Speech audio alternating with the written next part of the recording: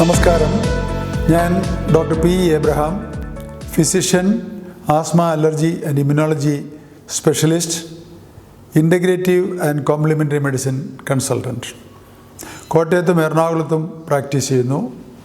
സംഗമം health and healing ചാനലിൻ്റെ പുതിയൊരു വീഡിയോയിലേക്ക് സ്വാഗതം. ഇന്ന് ഒരു പുതിയ പ്രോഗ്രാം നമ്മളുടെ ഇതിൽ സ്റ്റാർട്ട് ചെയ്യുകയാണ്. അതായത് breakfast with doctor P Abraham. മുൻ ചികിത്സയിൽ എൻ്റെ ഇരുന്ന രോഗികൾ ഇന്നവർ പൂർണ്ണ ആരോഗ്യത്തോടെ ജീവിക്കുകയാണ്. അവരുടെ ജീവിതാനുഭവങ്ങൾ, എൻ്റെ ചികിത്സയ്ക്കുടെ ജീവിതാനുഭവങ്ങൾ, അതിനുശേഷമുള്ള അവരുടെ അനുഭവങ്ങൾ, അതിൽ ഏറ്റവും സീനിയർ മോസ്റ്റ് ആയിട്ടുള്ള ആളാണ് എൻ്റെ ഇഷ്ടം. കഴിഞ്ഞ 40 വർഷമായിട്ട് ആരോഗ്യത്തോടെ ജീവിക്കുന്ന ശ്രീ അലക്സ്. 1980 ഞാൻ 1979 അലർജിയിൽ സ്പെഷ്യലൈസ് ചെയ്യുന്നത്. 1980 അലക്സ് എന്നെ കൺസൾട്ട് ചെയ്യുന്നത്. വളരെ ടഫായിട്ടുള്ള ഒരു ആസ്മ രോഗിയായിരുന്നു അലക്സിൻ്റെ അനുഭവങ്ങൾ അലക്സ് തന്നെ വിവരിക്കും. അതിനകത്ത് എനിക്ക് ചോദിക്കാനുള്ള ചില ചോദ്യങ്ങൾ മാത്രം ഞാൻ ഇടയ്ക്ക് ചോദിക്കുന്നതാണ്. ശ്രീ അലക്സിന് ഇപ്പോൾ 69 വയസ്സുണ്ടല്ലേ? 69 വയസ്സ് കംപ്ലീറ്റ് ചെയ്തു.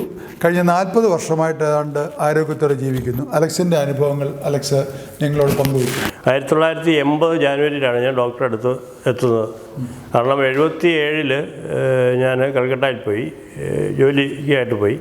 പക്ഷേ അസുഖം തുടങ്ങുന്നത് CMS സ്കൂളിൽ 1966 ശരിക്കും ആസ്മ സ്റ്റേജിലേക്ക് വരുന്നത്. ഈ ആസ്മ എന്ന് മനസ്സിലാകുന്നതാണ്. കാരണം അതിന് മുമ്പ് സ്കൂളിൽ പഠിക്കുന്നത്, ചെറിയ അടുത്തുള്ള സ്കൂളിൽ പഠിക്കുമ്പോൾ ഈ പ്രശ്നമൊന്നുമില്ലല്ലോ. ഈ CMS സ്കൂളിൽ നടന്നു പോയി പഠിക്കാൻ തുടങ്ങിയപ്പോഴത്തേക്കാണ് ഇത് സ്റ്റാർട്ട് ചെയ്തത്. അപ്പോഴാണ് ഡോക്ടർമാർ ഇത് ആസ്മ എന്നുള്ള പേര് മനസ്സിലാകുന്നതെന്നാണ്. അതുകൊണ്ട് സ്ഥിരമുണ്ട്. അത് അലോപ്പതിമെൻ്റ് അന്ന് ചികിത്സിക്കുന്നത്. ഹോമിയോ ചെയ്തിട്ടുണ്ട്, രണ്ടും അപ്ലൈ ചെയ്യണം. ആയുർവേദം ചെയ്തിട്ടുണ്ട്.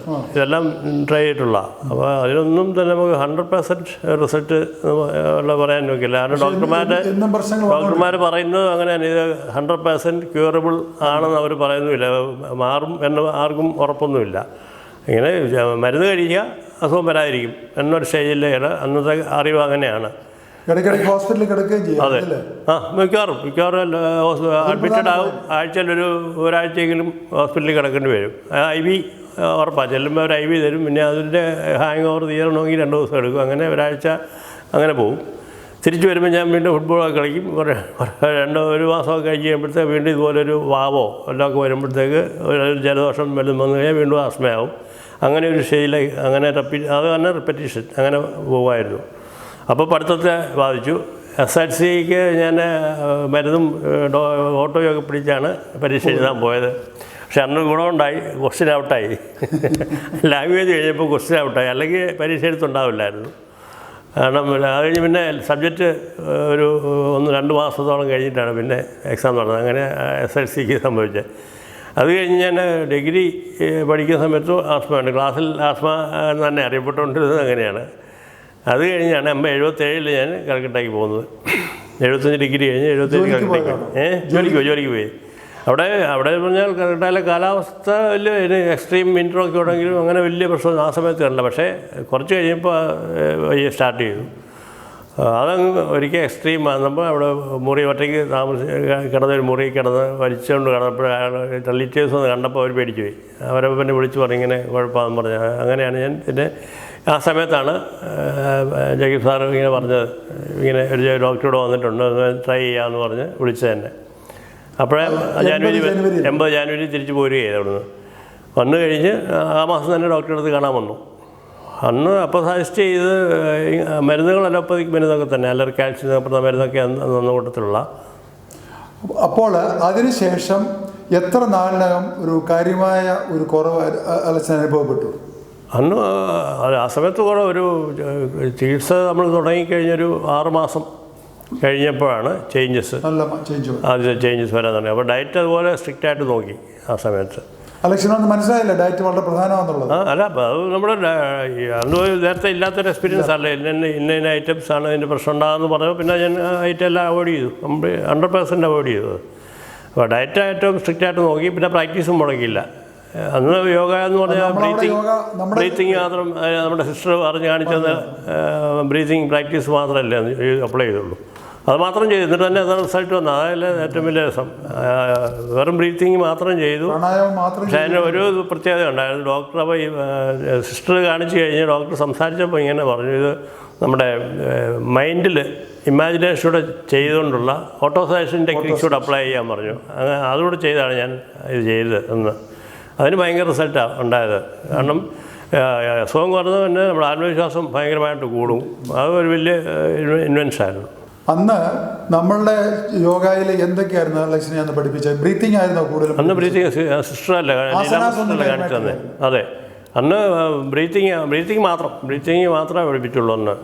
അതും ബ്രീത്തിങ്ങിൻ്റെ ഒരേ ടൈപ്പ് ഹോൾഡിങ് മാത്രം, വെറും ബ്രീത്ത് ഹോൾഡിങ് മാത്രമാണ് പറഞ്ഞിട്ടുള്ളൂ. അതുകൊണ്ടാണ് ശരിക്കും അസുഖം മാറാന്നവരെ അതേ പഠിച്ചിട്ടുള്ളൂ. ഞാൻ പിന്നെ 82 ട്രെയിനിങ്ങിന് പോകുന്നു. ഇന്നലെല്ലാം യോഗ വേറെ ഉണ്ടെന്ന് നമ്മൾ മനസ്സിലാകുന്നതല്ലേ.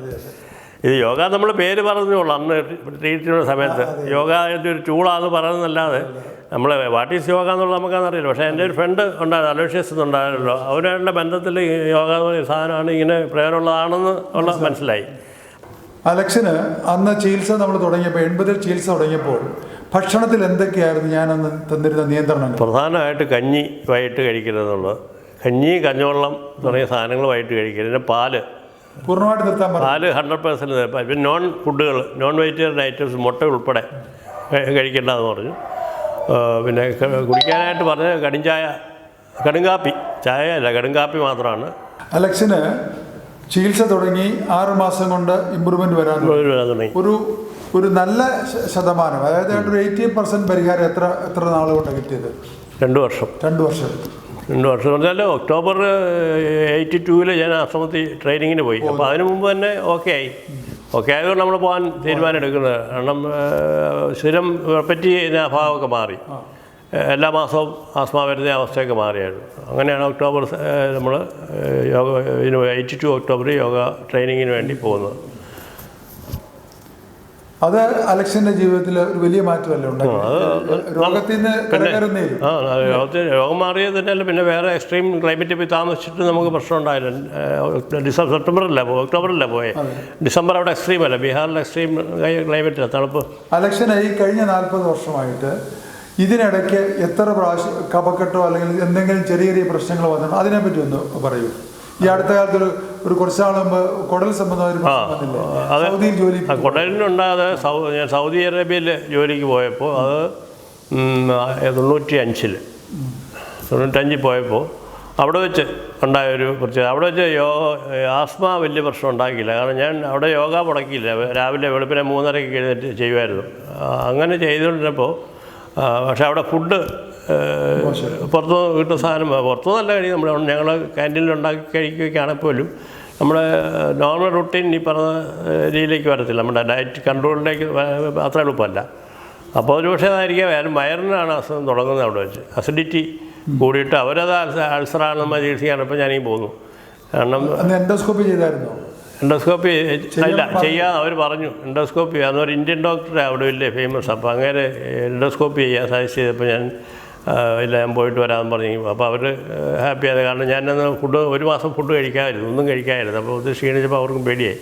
അപ്പം അന്ന് എന്നെ കൺസൾട്ട് ചെയ്തപ്പോൾ ഞാൻ പറഞ്ഞത് ഇത് ആസ്മയായിട്ട് ബന്ധപ്പെട്ട ഒരു രോഗമാണെന്നില്ല. അതെ, അന്ന് അപ്പോൾ ആസ്മ രോഗമുള്ളവർക്കുണ്ടാകുന്ന ഒരു ഇൻഡസ്ട്രിയൽ പ്രോബ്ലമാണ്. അതിനെയാണ് ഇറിറ്റബിൾ ബൗൾ സിൻഡ്രോം എന്ന് പറയുന്നത്. അലർജി തന്നെ അത് നമ്മുടെ കുടലിന്റെ ഭിത്തിയിൽ ഉണ്ടാകുന്ന ഒരു അലർജിക് സംഗതിയാണ്. അത് എത്ര നാളിനകം നമ്മുടെ ചികിത്സ കൊണ്ട് മാറി? അത് ഇവിടെ വന്നു കഴിഞ്ഞാൽ നമ്മുടെ മെഡിക്കൽ കോളേജിലെ ഡോക്ടർ ഡോക്ടറെ അടുത്ത് പോയി വീണ്ടും സ്കാൻ ചെയ്യാനൊക്കെ ഡോക്ടർ എഴുതി തന്നെ ചെയ്തു. പക്ഷെ അവിടെ പ്രശ്നം കാണാനില്ല. പിന്നെ വീണ്ടും വന്ന് നമ്മുടെ നോർമൽ റൂട്ടീനിലേക്ക്. അപ്പോൾ ഡോക്ടർ ഹോമിയോ തുടങ്ങി. അല്ല, നേരം വെറ്റ് പാക്ക് ചെയ്തപ്പോൾ വെറ്റ് പാക്ക് അന്ന് അപ്ലൈ ചെയ്തു. വെറ്റ് പാക്ക് ഭയങ്കര റിസൾട്ടായിരുന്നു. വെറ്റ് പാക്ക് ഞാൻ എപ്പോഴും എന്ത് കംപ്ലൈൻറ്റ് ഉണ്ടായാലും വെറ്റ് പാക്ക് അപ്ലൈ ചെയ്യും. വെറ്റ് പാക്ക് ആദ്യം ചുമ വരുമ്പോൾ വയറ്റത്ത് തുണി നനച്ചിട്ട് ഒരു ഹോട്ട് തുണി കൊണ്ട് മൂടുന്ന സിസ്റ്റം അത് ചെയ്തു. അത് ഭയങ്കര റിസൾട്ടാണ് അപ്ലൈ ചെയ്ത് കഴിഞ്ഞാൽ. പിന്നെ ആസ്മ ശ്വാസം മുട്ടലുള്ളപ്പോൾ വേറെ ആൾക്ക് പറഞ്ഞു കൊടുത്ത് ചെയ്യിച്ചിട്ടുണ്ട്. എനിക്കന്ന് വേണ്ടി ആ കാലത്ത് അതില്ലല്ലോ, അതൊന്നും ചെയ്തിട്ടില്ലല്ലോ. പക്ഷേ മറ്റുള്ളവരെ കൊണ്ട് ചെയ്യിച്ചിട്ടുണ്ട്. കംപ്ലീറ്റ് പാക്ക് ചെയ്ത് ഇരിക്കുന്നത് അതെല്ലാം ഭയങ്കര റിസൾട്ടാണ്. ഈ വെറ്റ് പാക്ക് ഭയങ്കര ഇഫക്റ്റുള്ളൊരു സാധനമാണ്. ഇന്നത്തെ ആരോഗ്യനില പുറകോട്ട് തിരിഞ്ഞു നോക്കുമ്പോൾ ഇപ്പോൾ അലക്സ് 70 അടുക്കുന്നു. 40 വർഷമായി ഹീലിംഗ്. ഇപ്പൊ കഴിഞ്ഞ കുറെ നാളായിട്ട് എന്തെങ്കിലും ചെറിയ കഫക്കെട്ട് പോലും വരുന്നുണ്ടോ? അപ്പൊ ഇതിനിടെ ഒരു ചോദ്യങ്ങൾ ചോദിക്കട്ടെ. അതായത് അലക്സിന് 1 വർഷം മുമ്പാണ് ഒരു കോവിഡിന്റെ ഇത് വന്നത്. കഴിഞ്ഞ ഏപ്രിൽ അലക്സിന് കോവിഡ് പോസിറ്റീവായി. അലക്സിന്റെ മകന്റെ കല്യാണം സംബന്ധിച്ച് ഫംഗ്ഷന് അതിന് മിച്ചം വന്ന ചില ഗ്രേവിയുള്ള ചില കറികൾ കഴിക്കുകയും ഈ കോവിഡിനോടനുബന്ധിച്ച് സിവിയർ ആയിട്ട് ബ്രോങ്കൈറ്റിസ് വരികയും അന്ന് നമ്മൾ എടുത്ത സമീപനം എങ്ങനെ ഉണ്ടായിരുന്നു? അന്ന് എനിക്ക് വയറും കൂടെ ഉണ്ടായിരുന്നപ്പോൾ ഡോക്ടർ ഒരു കാര്യം ചെയ്തിട്ടെല്ലാം കൂടെ നമുക്ക് ഡയറ്റ് അങ്ങ് പറയാം, അതങ്ങ് അപ്ലൈ ചെയ്താൽ മതി. അപ്പോൾ ഈ അസുഖം മാറും, വയറും പോയി കിട്ടുമെന്ന് പറഞ്ഞാണ് അതെ ഇതിലേക്ക് മാറുന്നത്. ഇന്റർമീഡിയറ്റ് ഫാസ്റ്റിംഗ് എന്ന് പറഞ്ഞാൽ ഇന്റർമീഡിയറ്റ് ഫാസ്റ്റിങ്ങിന് ഫുൾ അപ്ലിക്കേഷൻ തോന്നില്ല. ഞാൻ ഈ ഐറ്റംസ് മാറി. വൈകിട്ടത്ത് 2 ചപ്പാത്തി കഴിച്ചുകൊണ്ടിരുന്നത് അത് മാറ്റിയിട്ട് ക്യാരറ്റ്, ബീറ്റ്റൂട്ട്, ക്യാബേജ് അല്ല കപ്പളങ്ങ ചെറുതായിട്ട് അരിഞ്ഞ് ആവി പുഴുങ്ങിയിട്ട് കുരുമുളക് ഉപ്പ് ഇട്ട് മാത്രം കഴിക്കുക. അങ്ങനെ ഒരു 2-3 ആഴ്ച കഴിച്ചു. കൊറോണയുടെ ആ റെസ്റ്റ് ടൈം മുഴുവൻ അതാണ് കഴിച്ചത്. അപ്പോൾ എൻ്റെ കംപ്ലീറ്റ് ബോഡി ട്രിമ്മായി. അത് ഭയങ്കര വ്യത്യാസമാണ്, ഭയങ്കര ചേഞ്ച്. ഇപ്പോഴും ഞാൻ എല്ലാവർക്കും ക്ലാസ് എടുക്കുന്നുണ്ട്. ഇപ്പോൾ ആ പരിപാടി പലർക്കും വയറ് കുറയ്ക്കണമെന്നൊക്കെ പറഞ്ഞാലും അപ്പോഴേ ഇത് പറഞ്ഞു കൊടുക്കും. കൊറോണ എനിക്ക് ഭയങ്കര റിസൾട്ടാണ് ആ ഒരു ഡയറ്റ്. ആസ്മ രോഗം ഇന്നും ഗൂഗിളിൽ കയറി സെർച്ച് ചെയ്താൽ പറയുന്നത് ഇതൊരു തീരാവ്യാധിയാണ്. There is no cure for asthma എന്നാണ് പറയുന്നത്. ഇതിനെ മാനേജ് ചെയ്യാനേ പറ്റുള്ളൂ. ഇന്ന് ആധുനിക വൈദ്യശാസ്ത്രം, ഏത് വൈദ്യശാസ്ത്രം, അലക്സ് ആണെങ്കിലും വളരെ നേരത്തെ ആയുർവേദവും എല്ലാ സിസ്റ്റവും വ്യത്യസ്തമായിട്ട് നോക്കിയിട്ട് കാര്യമായ ഒരു പ്രയോജനം കിട്ടാതെ ഇതിൻ്റെ അടുത്ത് വന്ന് ഇന്ന് സമ്പൂർണ്ണ ക്യൂറിലേക്ക് കഴിഞ്ഞ 40 വർഷമായിട്ട് ജീവിക്കുന്ന ഏറ്റവും വലിയ ഉദാഹരണമാണ്. ഞാൻ തമാശ രൂപത്തിൽ അലക്സിനോട് പറഞ്ഞു, പ്രൊഫസർ എമെരിറ്റസ് എന്ന് പറയുന്ന പോലെ പേഷ്യൻ്റ് എമെരിറ്റസ് ആണ് അലക്സ്. അലക്സിനെ ഏറ്റവും കൂടുതൽ പ്രയോജനം കിട്ടിയത് ആ യോഗയുടെ പ്രാക്ടീസും കൂടിയാണ്. യോഗ ടീച്ചറാണ് അലക്സ് ഇന്ന്. അപ്പോൾ അലക്സിനെ പുറകോട്ട് തിരിഞ്ഞ് നോക്കുമ്പോൾ കഴിഞ്ഞ 40 വർഷത്തെ അനുഭവത്തിൽ ഇന്നത്തെ ആരോഗ്യം കൊണ്ട് അലക്സ് ഇന്ന് ജീവിതം ആസ്വദിക്കുന്നുണ്ട്. അതിനെപ്പറ്റി കൂടെ ലാസ്റ്റിലൊരു ലൈഫ് സ്റ്റൈല് എന്തായാലും ഡിഫറെൻ്റ് അല്ലേ. ഇപ്പോൾ എന്ന് പറഞ്ഞാൽ പ്രാക്ടീസ് വർക്കൊക്കെ കുറഞ്ഞല്ലോ. നമ്മുടെ കൊറോണ വന്നപ്പോൾ തന്നെ ഒത്തിരി ഇത് കുറഞ്ഞല്ലോ. ഞാൻ ഇതല്ലേ കൺസൾട്ടൻ്റ് അല്ല, ടാക്സ് GST കൺസൾട്ടൻസി ഇപ്പോൾ ചെയ്യുന്നത്. അതിൻ്റെ വർക്ക് ക്ലയൻസ് ഒത്തിരിയൊക്കെ ഞാൻ എൻ്റെ ഫ്രണ്ടിൻ്റെ കമ്പനിയിലേക്ക് കൊടുത്തു. ഞാൻ 2-3 നാട്ടിനെ ഇപ്പോൾ അറ്റൻഡ് ചെയ്യുന്നുള്ളൂ. പക്ഷേ ഇപ്പോൾ ഉള്ള റൊട്ടീൻ ഇപ്പോൾ എൻജോയ് ചെയ്യുന്ന കൃഷി പരിപാടികളൊക്കെയാണ്. പശുവിനെ വളർത്തുക, കൃഷി നടത്തുക, ഉണ്ട്. അല്ല പറമ്പിൽ ഇപ്പോൾ മണ്ണ് ഒരു 40-50 ലോഡ് മണ്ണിറക്കുമ്പോഴും ഞാൻ തന്നെ നിറച്ച് ഇപ്പോൾ പറമ്പിൽ വഴിയിലൊക്കെ ഉണ്ടാക്കിയതെല്ലാം ഞാൻ തന്നെ ചെയ്തത്. അപ്പോൾ അത് ഇപ്പോൾ പണി ചെയ്യാൻ വേണ്ടി നമ്മൾ ഓരോ ആക്ടിവിറ്റി ഉണ്ടാക്കുകയാണ് ഡെയിലി റുട്ടീൻസിൽ. കാരണം രാവിലെ 4-ന് എഴുന്നേൽക്കുക. 82 തുടങ്ങിയ റുട്ടീനാണ്. 4 തൊട്ട് 5:30 വരെ എൻ്റെ പ്രാക്ടീസ് ടൈമാണ്. 82 ഓൺവേഡ്സ് 4 തൊട്ട് 5:30 വരെ എൻ്റെ പ്രാക്ടീസ് ടൈമാണ്. അത് വേറെ ചേഞ്ചില്ല, അതിന് ഒരു മാറ്റമില്ല. അതിന് 5:30 തീർന്നു കഴിഞ്ഞാൽ പറഞ്ഞാൽ സൈക്ലിങ്ങിന് പോകും. ഇപ്പോൾ ബൈപ്പാസ് റോഡ് വന്നുകൊണ്ട് സൈക്ലിങ്ങിന് പോകും. 5:30-6 ആകുമ്പോൾ തിരിച്ചു വരും. തിരിച്ചു വന്നാൽ ഉടനെ പിന്നെ പശുവിനെ കുളിപ്പിക്കണം. അതിൻ്റെ വെള്ളം ഈ കുളിപ്പിക്കുമ്പോൾ കിട്ടുന്ന വെള്ളമാണ് നമ്മുടെ ബയോഗ്യാസ് പ്ലാന്റിലെ ഈ റോ മെറ്റീരിയൽ. അപ്പോൾ ഇത് അതിനകത്ത് ഒഴിക്കുമ്പോൾ വരുന്ന സ്ലറിയാണ് നമ്മുടെ ചെടിയുടെ വളം. അപ്പോൾ ഇതൊരു ഇൻ്റഗ്രേറ്റഡ്. അപ്പോൾ ഞാൻ നേച്ചർ ക്ലബിൻ്റെ കോട്ടയം നേച്ചർ സൊസൈറ്റിയുടെ സെക്രട്ടറി ഞാനായിരുന്നു. ഫൗണ്ടർ സെക്രട്ടറി ഞാനായിരുന്നല്ലോ. അത് കഴിഞ്ഞ് ഞാൻ മാറിക്കഴിഞ്ഞാൽ വേറെ ഉണ്ണികൃഷ്ണൻ സാറേ. ഇപ്പോൾ പക്ഷേ അന്ന് അവിടെ പറ്റിയ ഇൻഫർമേഷൻസായി പ്രകൃതിയും കൃഷിയൊക്കെ ആയിട്ട് ബന്ധപ്പെട്ടപ്പോൾ അത് ഞാനിപ്പോഴും അപ്ലൈ ചെയ്യുന്നുണ്ട്. ഈ ബയോഗ്യാസ് അന്ന് ഇൻട്രൊഡ്യൂസ് ചെയ്ത 2000 ഇൻട്രൊഡ്യൂസ് ചെയ്തതാണ്. ഈ ക്ലബ്ബ് തുടങ്ങിയ സമയത്താണ്. അതിപ്പോഴും എത്ര വർഷമായി.